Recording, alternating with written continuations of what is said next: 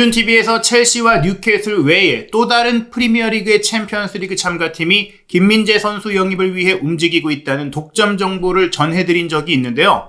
영국에서 리버풀이 김민재 선수 영입을 원하고 있다는 독점 이적설 기사가 나왔습니다. 그리고 김민재 선수를 노리고 있는 그 제3의 프리미어리그 팀 중 하나는 리버풀이 맞습니다.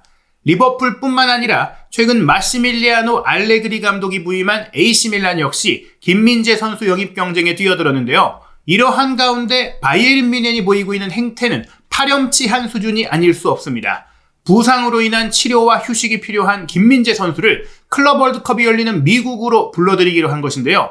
대체 무슨 일이 벌어지고 있는 것인지 독일과 이탈리아의 공신력 1티어 매체의 보도를 살펴보고 이적 시장의 상황까지 해설해드리도록 하겠습니다.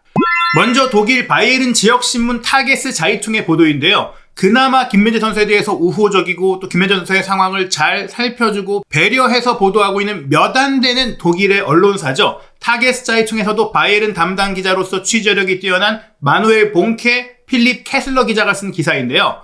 클럽 월드컵을 위해 출국하고 또 클럽 월드컵을 어떻게 치를 것인지 또 클럽 월드컵에서 어떤 일정을 어디서 보내는지를 상세하게 취재한 보도가 현지 시간으로 6일, 한국 시간으로 7일 새벽에 공개됐는데요.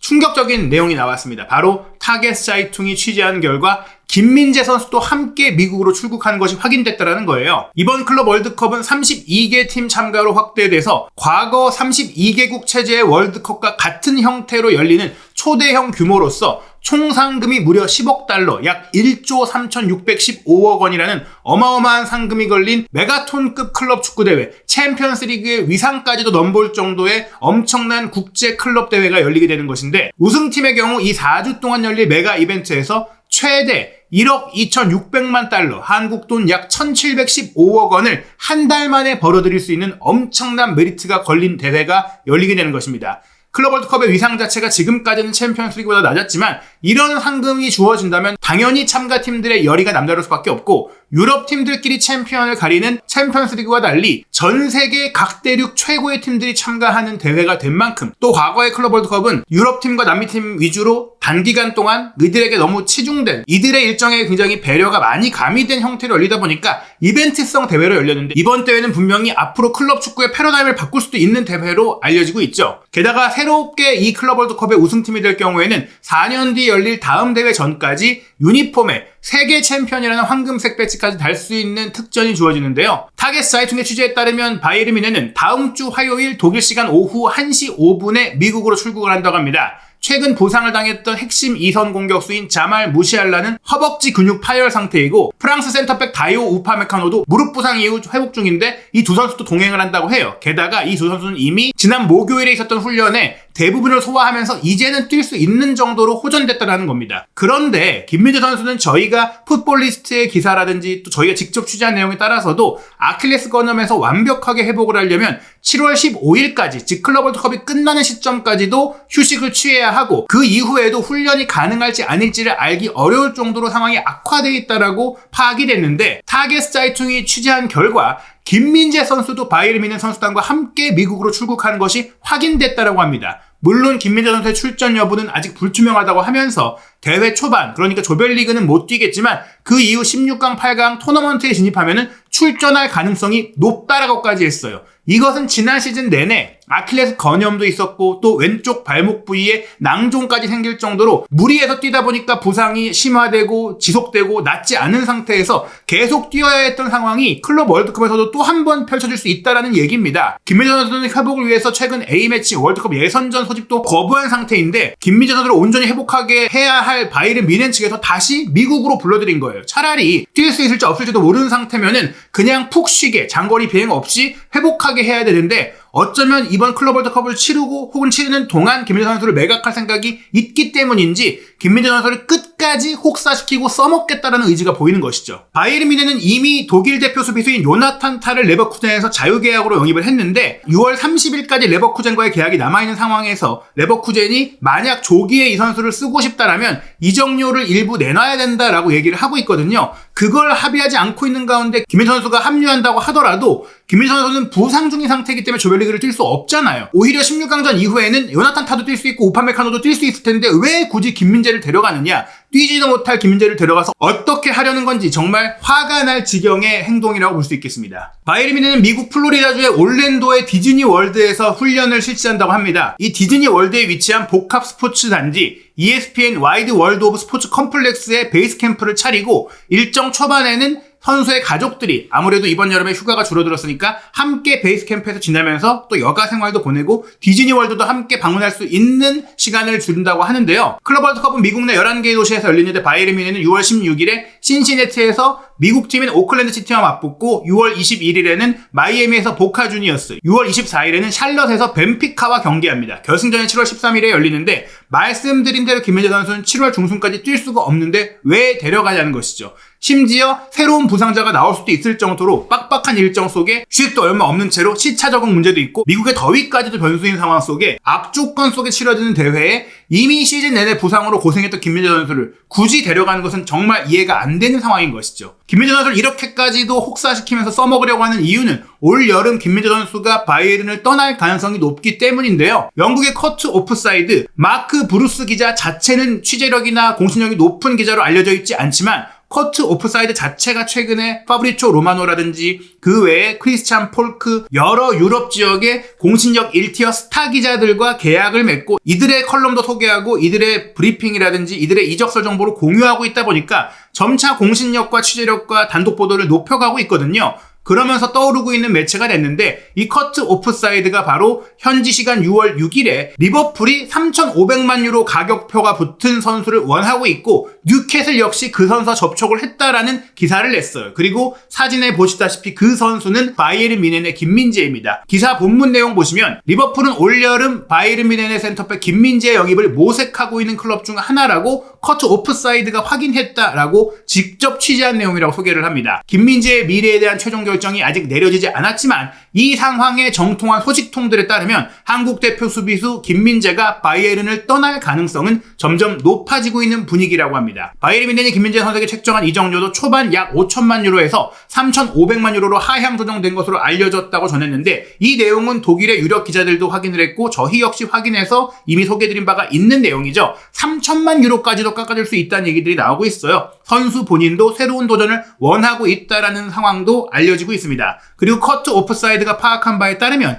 만약 이적을 하게 된다면 김민재 선수 본인은 프리미어리그로의 이적을 선호하고 있다고 하는데 이 역시 저희가 확인한 정보와도 대동소이합니다. 그렇다면 어떤 프리미어리그 팀들이 접촉하고 있느냐? 이미 알려져 있는 대로 여러 팀들이 있는데 리버풀은 나폴리 시절부터 김민재 선수 영입에 관심을 가져왔으며 이번에도 고려하고 있는 것으로 알려졌다는 거예요. 실제로 판다이크가 최근 재계약을 맺긴 했지만 판다이크의 나이가 들어가고 있고 또 그 시점까지만 하더라도 코네테가 조금은 불안정했고 센터백 라인에 확실한 보강이 필요했었거든요. 다시 판다이크의 경기력이 올라왔고 코나테도 성장하긴 했지만 언제든지 이 선수들이 다칠 수도 있고 또 판다이크의 기량이 하락할 수가 있기 때문에 리빌딩이 필요하고 또한 리버풀도 아시아 시장 마케팅을 위한 아시아 선수를 꾸준히 노리고 있는 가운데 일본 선수들을 많이 데려왔고 활용하고 있긴 하지만은 센터백 영역에서는 김민재 선수가 기량도 좋고 마케팅도 가능한 자원이기 때문에 항상 노려왔던 거예요. 그리고 뉴캐슬 역시 꾸준히 김민재 선수에게 관심을 보여왔던 팀이고 현재 초기 단계 대화도 진행하고 있는 것이 파악됐다고 합니다. 이전에는 사실 저희가 확인하기로는 직접적인 접촉이 뉴캐슬 쪽으로 최근에 오진 않았다고 하는데 커트 오프사이드의 최신 정보에 따르면 이제는 뉴캐슬도 시즌이 끝났기 때문에 다음 시즌 챔피언스리그 참가를 위한 수비 뎁스 강화를 위해 김민재 선수 영입을 위한 움직임을 가져간 것이죠. 첼시 역시 올여름 수비 보강을 위해 여러 옵션을 검토하고 있는 가운데 김민재가 후보군에 포함될 수 있다는 분석이라고 전했는데 아직 첼시는 직접적인 움직임을 가져가진 않았지만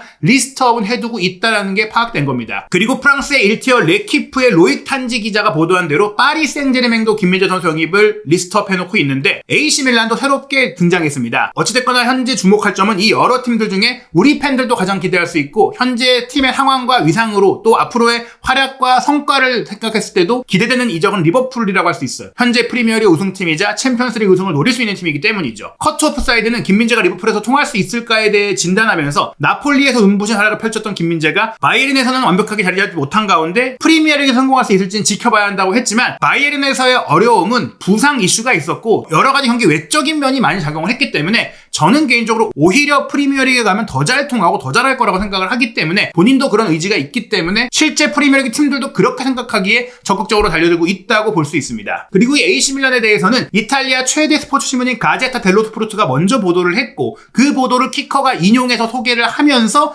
키커도 직접 확인해 보니 하파엘 레앙이라는 측면 공격수를 바이에른이 영입하려고 하는데 그 협상 카드로 활용할 생각을 바이에른이 갖고 있다는 거예요. 바이에른 뮌헨이 르로이 사네와의 재계약이 무산되어 가는 가운데 킹슬리 코망도 정리하려는 분위기가 보이고 있고 그나브리의 경기력도 아쉽고 여기에 2선 공격 자원 중에 토마스 밀러도 팀을 떠나는 상황 속에서 2선 공격수 측면에서의 득점력이 있는 선수가 필요하거든요. 무시알라를 가운데 중앙 처진 공격수로 옮기고 또 측면 공격수를 보강하겠다는 건데 이러한 이유는 또한 비르치 영입 경쟁에서 밀렸기 때문이기도 합니다. 그러면서 AC 밀란의 포르투갈 윙포워드 하파엘 레앙을 바이에른이 원하고 있는데 AC 밀란이 김민재를 원한다고 하니까 이거 현금 조건 얹어가지고 트레이드를 하자. 우리가 레앙 비싸니까 김민재 줄 테니까 이적료 깎아줘. 이런 얘기가 오가고 있다는 거예요. 가제타 델로 스포르트의 보도에 따르면 이미 AC 밀란이 바이에른 측에 접촉을 했다라고 합니다. 바이에른 뮌헨은 사실 지금 말씀드린 레앙뿐만 아니라 리버풀이 보유한 왼쪽 측면 공격수 코디 학포에 대해서도 영입 관심을 가지고 있어요. 그런 과정 속에 또 리버풀도 김민재 선수를 원하니까 여기에 김민재 선수를 바이에른은 학포를 영입하든 레앙을 영입하든 현금 지출을 줄이고 김민재를 얹어주겠다는 트레이드 카드로 계속 활용하려는 얘기가 나오고 있는 거예요. AC 밀란이 최근 새롭게 등장한 이유는 새로운 시즌을 이끌 감독으로 마시밀리아노 알레그리가 선임이 됐는데 이 알레그리 감독이 팀 리빌딩 과정에서